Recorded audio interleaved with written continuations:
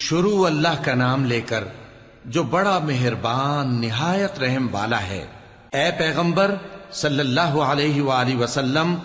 لوگوں سے کہہ دو کہ میرے پاس وحی آئی ہے کہ جنوں کی ایک جماعت نے اس کتاب کو سنا تو کہنے لگے کہ ہم نے ایک عجیب قرآن سنا جو بھلائی کا رستہ بتاتا ہے، سو ہم اس پر ایمان لے آئے، اور ہم اپنے پروردگار کے ساتھ کسی کو شریک نہیں بنائیں گے، اور یہ کہ ہمارے پروردگار کی شان بہت بلند ہے، وہ نہ بیوی رکھتا ہے نہ اولاد، اور یہ کہ ہم میں سے کوئی بے وقوف اللہ کے بارے میں جھوٹ گھڑتا ہے، اور ہمارا یہ خیال تھا کہ انسان اور جن اللہ کی نسبت جھوٹ نہیں بولیں گے،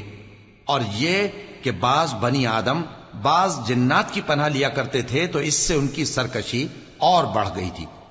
اور یہ کہ ان کا بھی یہی اعتقاد تھا جس طرح تمہارا تھا کہ اللہ کسی کو نہیں زندہ کرے گا، اور یہ کہ ہم نے آسمان کو ٹٹولا تو اس کو مضبوط چوکیداروں اور انگاروں سے بھرا ہوا پایا،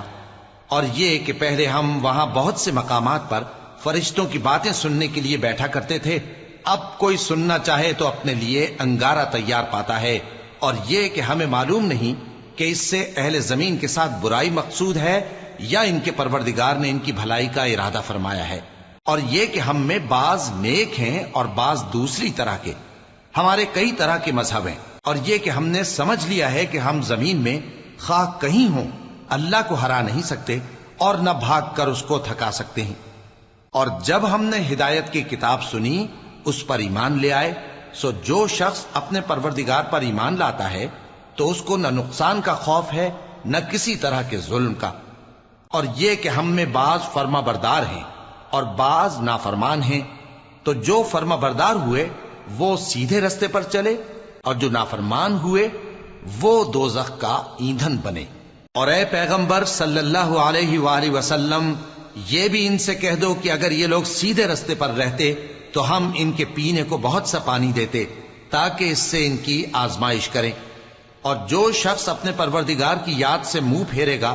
وہ اس کو سخت عذاب میں داخل کرے گا، اور یہ کہ مسجدیں خاص اللہ کی ہیں تو اللہ کے ساتھ کسی اور کی عبادت نہ کرو، اور جب اللہ کے بندے یعنی یہ پیغمبر صلی اللہ علیہ وآلہ وسلم اس کی عبادت کو کھڑے ہوئے تو کافر ان کے گرد ہجوم کر لینے کو تھے۔ اے نبی صلی اللہ علیہ وآلہ وسلم، کہہ دو کہ میں تو اپنے پروردگار ہی کی عبادت کرتا ہوں اور کسی کو اس کا شریک نہیں بناتا، یہ بھی کہہ دو کہ میں تمہارے لیے نہ کسی نقصان کا اور نہ نفع کا کچھ اختیار رکھتا ہوں، یہ بھی کہہ دو کہ اللہ کے عذاب سے مجھے کوئی پناہ نہیں دے سکتا اور میں اس کے سوا کوئی جائے پناہ نہیں پاؤں گا، ہاں اللہ کی طرف سے احکام کا اور اس کے پیغاموں کا پہنچا دینا ہی میرے ذمہ ہے، اور جو شخص اللہ اور اس کے پیغمبر کی نافرمانی کرے گا تو ایسوں کے لیے جہنم کی آگ ہے، وہ ہمیشہ ہمیشہ اس میں رہیں گے، یہاں تک کہ جب یہ لوگ وہ دن دیکھ لیں گے جس کا ان سے وعدہ کیا جاتا ہے، تب ان کو معلوم ہو جائے گا کہ مددگار کس کے کمزور ہیں اور شمار کن کا تھوڑا ہے۔ کہہ دو کہ جس دن کا تم سے وعدہ کیا جاتا ہے میں نہیں جانتا کہ وہ عنقریب آنے والا ہے یا میرے پروردگار نے اس کی مدت دراز کر دی ہے، وہی غیب کا جاننے والا ہے، سو کسی پر اپنے غیب کو ظاہر نہیں کرتا، ہاں جس پیغمبر کو پسند فرمائے اور اس کو غیب کی باتیں بتا دے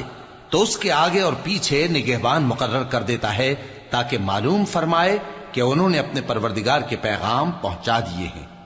اور یوں تو اس نے ان کی سب چیزوں کا ہر طرف سے احاطہ کر رکھا ہے اور ایک ایک چیز گن رکھی ہے۔